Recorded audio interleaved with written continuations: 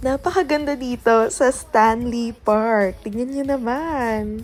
Yan guys, so papunta na tayo dito sa Stanley Park and pinicturean ko lang tong bundok na may snow sa taas. And ayan, ito pa yung mga on the way papunta sa Stanley Park. So dito pa rin tayo sa Vancouver. And ayan, medyo nakikita nyo na ang park feels dahil ayan na ang Stanley Park. Actually guys, yung park nito super laki. So, hindi siya yung kagaya ng mga park lang sa Pilipinas na isang part lang siya. Pero itong park na to is sobrang laki talaga niya. Like, may mga roads pa in between, ganyan. So, ganito yung mga parks dito. And ayan, nakita nyo, ito na namang bundok na may snow sa taas. Kahit summer napakaganda. Meron pa rin yan sa taas. So, yan. Sobrang laki nga ng park na to. Tingnan nyo, nakakapagsasakyan pa sa loob. And ito na! Yan, dito naman tayo ngayon sa Stanley Park dito sa Vancouver. Yan, tingnan nyo.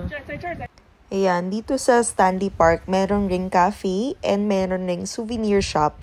So, pupuntahan lang natin is itong part na to, yung malapit sa mga bundok and yung sa may bridge. Kasi guys, may secret daw dito na pwedeng papicturan and yun yung sa baba na magandang spot. Ito na nga, ayan o, tingnan nyo naman yung pababa, napakaganda. And yung spot na yon is ito, overlooking talaga or makikita nyo talaga itong river or body of water na to. And yung bridge, ay naman, aura-aura na naman tayo dahil perfect spot itong napili nila Kuya Ross and Ate Jamie. Kita nyo naman, ayan o, diba, sumisilip yung bridge. And ayan, dito sa side na to, kung gusto nyo kasama yung mga bundok, ayan, pwede nyong isama rin yun dito.